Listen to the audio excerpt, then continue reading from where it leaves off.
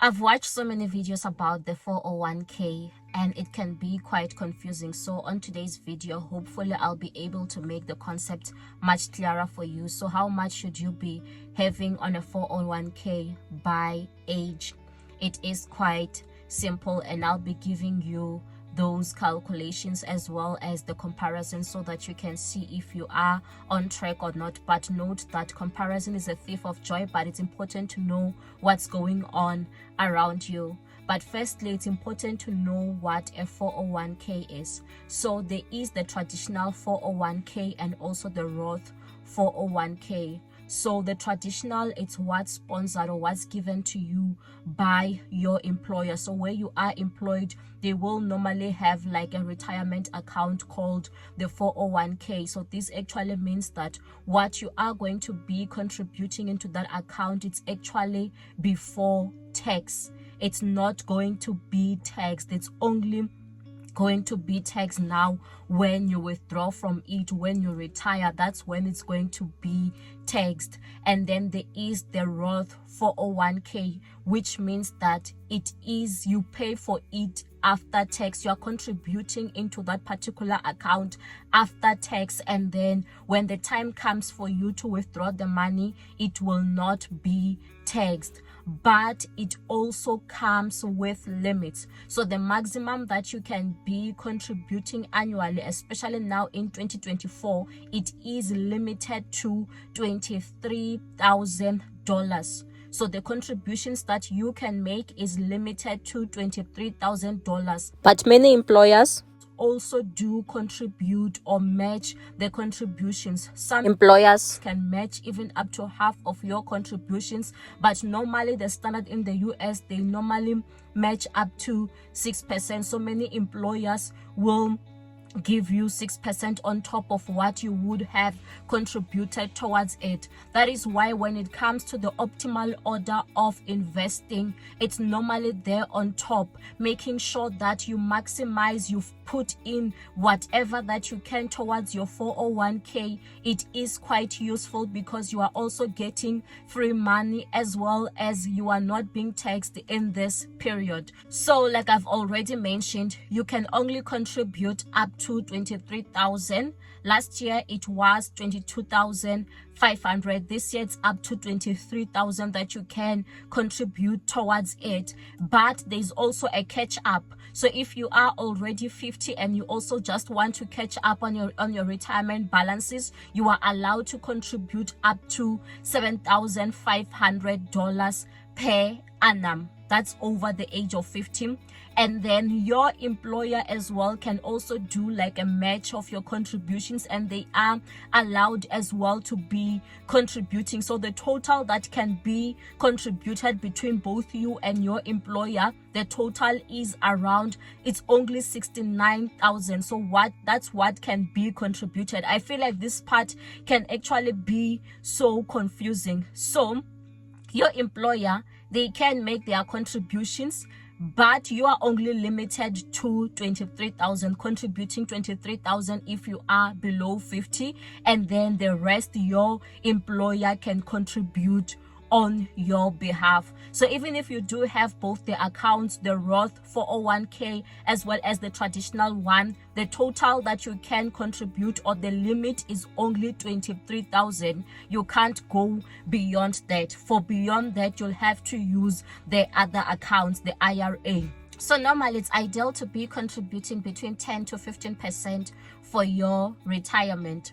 So let's say you wanted to see how much you could be contributing based on this limit. So to make your 15% contribution, you would say 23,000 divided by the 15%. So it's going to give you 153,000. So it means if you are earning above 153,000, you can only contribute up to 23,000 on that account, and then the difference will have to be contributed elsewhere. So normally when it comes to the 401k, It's just the plan that your employer gives you, but you still need to pick which one. Do you want a conservative one? Do you want something that's aggressive? They still go and invest it towards a mutual fund where it is going to be making returns, where it is going to be growing. So that's what it means.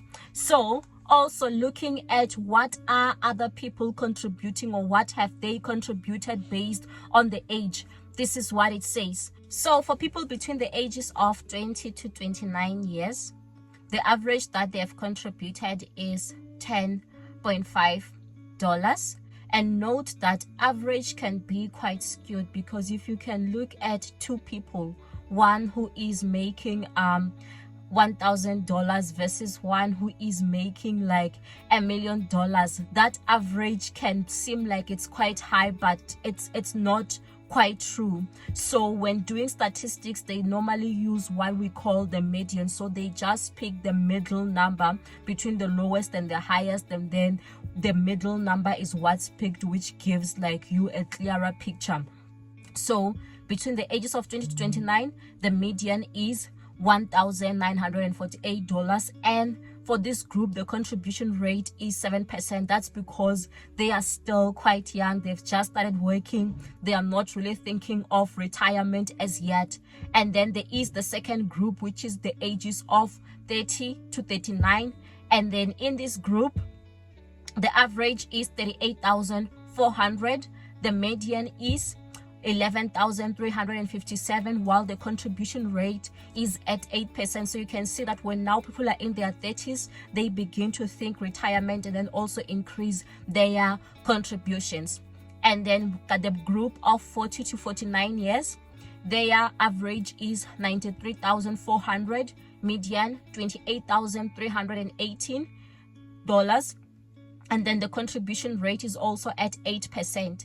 And then when it comes to the group of 50 years, their average is at $160,000, median is at 48,301, and then the contribution rate is at 10%, because now they can see that they are nearing retirement. And then the group 60 to 69, their average is 182,100, median is 71,168, and then the contribution rate is 11%. And then the groups 70 to 79 years, their average is 171,400, median 70,620, and the contribution rate is at 12%. And then if you're looking at the ages and what is the ideal amount to be putting or to have towards the 401k, so when you are in the ages of 30, it's imperative to have saved at least 1 times your annual salary. So if you are making your annual, maybe your annual income is $50,000 when you start working, by the age 30 you should have at least saved 1 year's worth of salary. And then by the age 35 you should have saved twice your salary. And then by the age of 40 you should have saved 3 times your salary. And then by the age of 45, it means that you should have saved 4 times your salary. So 4 times your salary, if it is $50,000, it means that's 200,000. And then by the age of 50, you should have saved 6 times your salary. And you might be wondering, how would you achieve this realistically? It's because those amounts will be earning the returns, since they'll be put into different stocks, into bonds, into different classes of assets. So they will be making a return. And then when you are 55, ideally, you should have saved you should have invested around $350,000 if you were making an annual income of 50,000, so 7 times your annual income.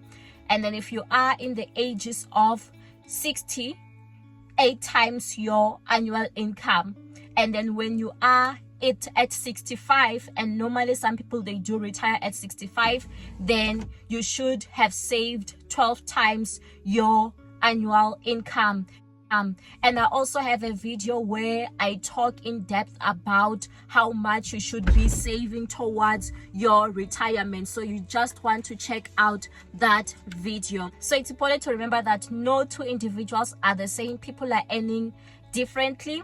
That's why the results won't seem the same. It also just depends on your needs for the future. What do you want to achieve? What kind of lifestyle do you want to live post-retirement? And start saving early. As soon as you start working, also just prioritize your retirement and save at least 10% of your annual income. And if you like this video, don't forget to like, to subscribe, to hit that notification bell, and also to leave your comments. Stay blessed.